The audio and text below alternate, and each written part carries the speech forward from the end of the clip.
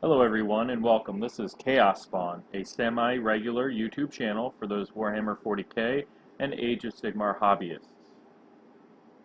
I'm Ben and I wanted to talk to you guys about Orruk Warclans that Games Workshop is going to be releasing later this year.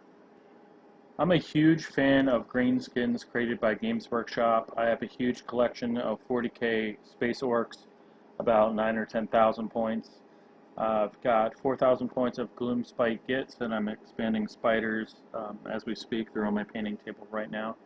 About 4,000 in Ironjawz and 2,000 in Bonesplitterz.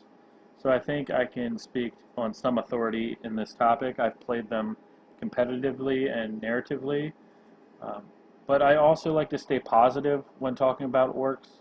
We're usually always in a good spot, and you always have a fun game with your opponent. Alright, so let's jump into this. Endless spells. I'd like to see a Fort of Gork or Mork, a Fist of Gork or Mork, and Jaws of Gork or Mork.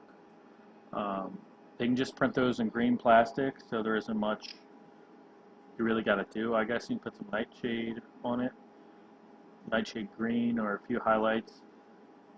I'd like to see something like what the Jaws do, D3 Mortal, and a small buff to debuff to bravery, and maybe even a small buff to orcs, maybe leadership.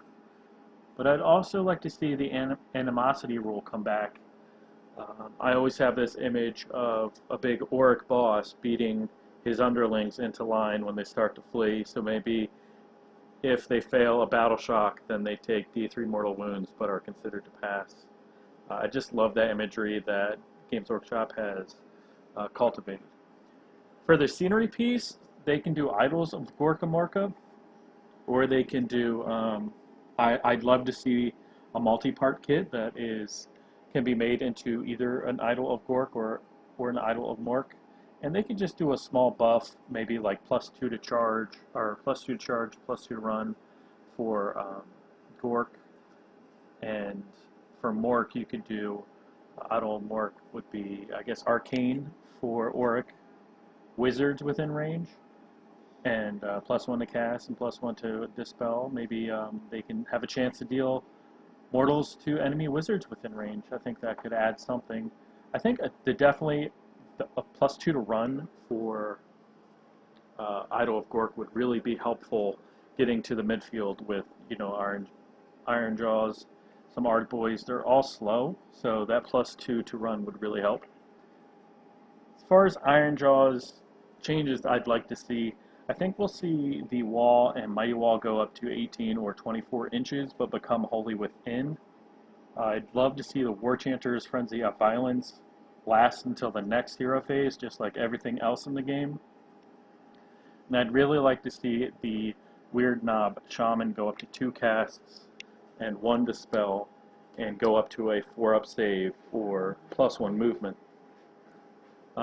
The Gore-Grunter's charge really needs to be changed to a charge roll of 8+, instead of the closest distance to the nearest enemy unit. It has to be less, or it has to be 8 or more. That's just a weirdly written rule, and you can just go easier with the 8+ roll. I'd really love to see a Gore-Grunta boss to have the same characterful weapons that the brute bosses have, maybe not the exact same as, the claw and the basha, but something else, maybe a hook or a lance. And I'd love to see an Ironjawz mega boss on Gore-Grunta, a big mean pig carrying a big fatty on it. And I think that the brutes could do with, and the Gore-Gruntas could do with a banner bearer.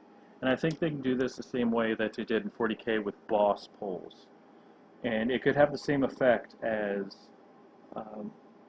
the regular Orruk standard bearer, +2 to bravery within 3 inches of an enemy, but it would enhance the leader in like the Ideneth Deepkin does, like their standard bearers and champions.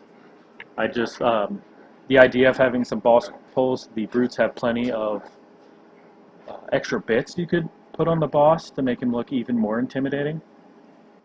Bonesplitterz. I think they really need to figure out what they want to do with the Bonesplitterz.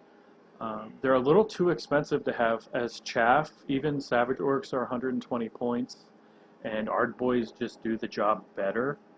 The only thing the Bonesplitterz have is a 5-inch movement instead of a 4-inch movement. They don't have nearly the charge um, as Ard Boys do, especially in a Bloodtooth battalion, and their saves are even worse than the regular Orruk shields. The regular Orruk shields give reroll failed and a 5-up, and the Savage Orcs just have a 5-up save in combat. I would love to see those shields go up to 5+ in combat and reroll failed saves. That would at least give them competing for the anvil slot in a Great Wall list. But I think the real winners are going to be the Orcs on Pigs. Both the Savage Boar Boys and what are they called? Maniacs. I think they're going to be great.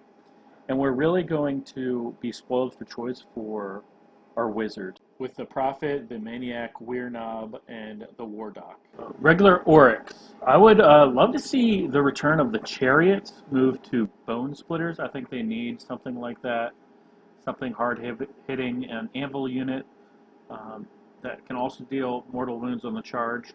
And I'd love to see the War Boss moved to the Ironjawz and a separate one for the Bonesplitterz, because we really do need the reroll ones for wounds, because it's really hard to get reroll hits for destruction in general. So we're going to need those ported over. We're going to have to find a different option within our allied pool or maybe our mercenary pool to fix that. Alright, that seems to be my whole wish list for now, so let's hope for some good changes. I've really enjoyed my Ironjawz a lot, especially after the GHB 19. I'm hoping Bonesplitterz get some love and we can have an awesome Great Wall ability. I would really love to see more Ironjawz place higher in the global rankings. Alright, that's it for me today. You guys have a great day. Peace.